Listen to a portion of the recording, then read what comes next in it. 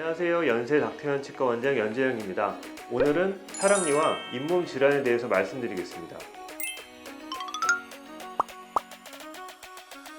사랑니는 원칙적으로 4개를 하루에 한꺼번에 발치하실 수도 있습니다. 군입대가 얼마 안 남았다든지 아니면 해외 유학 중이신데 방학 때 오셔서 사랑니를 빨리 뽑고 싶으신 분들이 4개 발치를 한꺼번에 원하시는 경우가 있는데, 사랑니가 잘 나서 삐뚤어지지 않고 누워있지 않으면 하루에 양쪽 4개를 전부 다 발치를 할 수가 있는데요, 그렇지 않고 사랑니가 누워있거나 사랑니 주변에 염증이 많으면 사랑니 빼고 뺀 자리가 부을 수가 있기 때문에 그런 경우엔 한꺼번에 4개를 다 빼지 않고 왼쪽 2개, 그 다음에 오른쪽 2개 이렇게 나눠서 빼는 경우가 더 많습니다.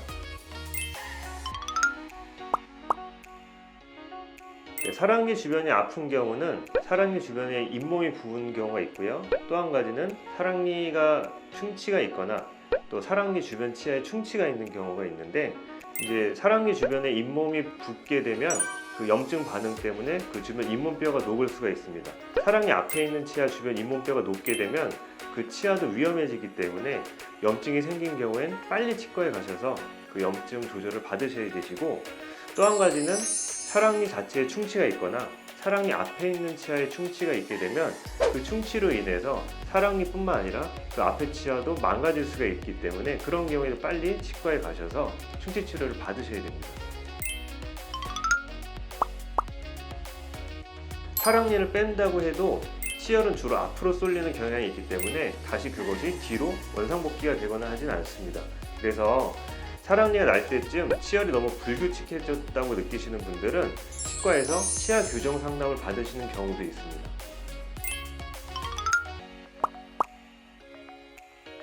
사랑니를 뽑고 나서 정상적인 경우는 하루 이틀이면 통증은 없어져야 되고, 또 사랑니 빼고서 많이 부으신 경우에도 한 5일에서 7일 이후엔 붓기가 많이 사라져야 정상인데, 사랑니 빼고서 통증이 일주일 이상 지속이 되거나 아니면 붓기가 빠지질 않고 계속 부어있는 경우엔 치과에서 사랑니 뺀 자리가 감염이 됐는지를 좀 보셔야 되고요. 또 한 가지는 사랑니 빼고 나서 하루 정도 지났는데 지혈이 되지 않아서 피가 너무 많이 난다 싶으면 빨리 내원해서 지혈을 받으셔야 됩니다. 사랑니가 처음 나올 때 빨리 빼야 되는 거 아닌가 해서 치과로 오시는 분들이 계신데, 오히려 치아 뿌리가 약간 더 발달된 이후에 빼는 게 나으실 수도 있고 해서 주로 성인 된 이후에 발치를 권유를 드립니다. 잇몸 질환이 더 잘 생기시는 분들이 분명히 계시고요. 그러니까 치석이 똑같이 있다고 하더라도 어떤 분들은 잇몸이 굉장히 자주 붓고 또 치료를 받고 나서도 이유 없이 여기저기서 고름이 생기는 분들도 분명히 계십니다. 그렇게 되는 원인은 구강 내의 면역, 그러니까 치아 주변에 잇몸의 면역 상태가 개인의 차이가 좀 있고, 어떤 분들은 그런 면역 기능이 매우 떨어져서 입속 세균의 공격에 굉장히 취약하신 분들이 있으신데, 이런 분들은 본인은 알기가 좀 어려우시죠. 그래서 평소에 잇몸이 이유 없이 많이 붓고 많이 불편한 경험이 많으시다면 치과에 꾸준하게 가셔서 잇몸 관리를 받으셔야 됩니다. 근데 예를 들어서 치과에 가셨는데 치석이 좀 잘 생기고 관리가 필요하다고 들으시는데도 불구하고 양치가 잘 안 되거나 스케일링을 자주 안 받으시면 잇몸이 좀 튼튼하다고 여겨지시는 분들도 그런 기간이 오래되면 잇몸 질환이 자주 생길 수밖에 없습니다. 그래서 평소에 잇몸이 좀 튼튼하다고 본인이 생각하시는 분들도 치과에 최소한 1년에 한 번 정도는 가셔서 스케일링 받으시면서 잇몸 체크를 받으시는 것이 좋습니다.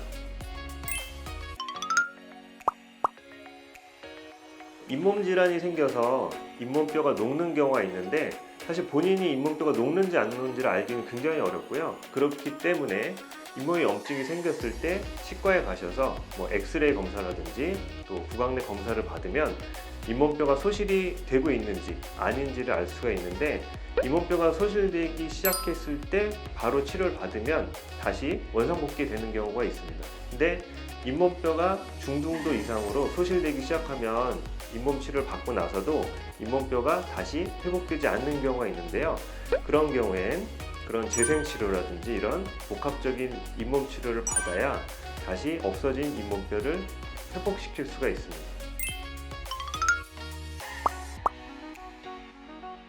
대부분의 잇몸 질환은 꼼꼼한 양치질로 예방을 하실 수가 있습니다. 칫솔로 하는 그런 양치랑 더불어서 치실을 사용해서 치아 사이에 있는 불순물도 빼주셔야 되시고, 치아와 치아 사이의 공간이 넓은 부위는 치간 칫솔도 사용을 하셔야 되고요. 워터픽이라고 해서 수압을 세게 쏘는 장치가 있는데, 그런 장치를 이용해서 치아 사이사이를 깨끗하게 조절을 해주시는 것도 중요하고, 필요하다면 구강 가글액 같은 거를 부가적으로 사용하시는 분들도 계십니다.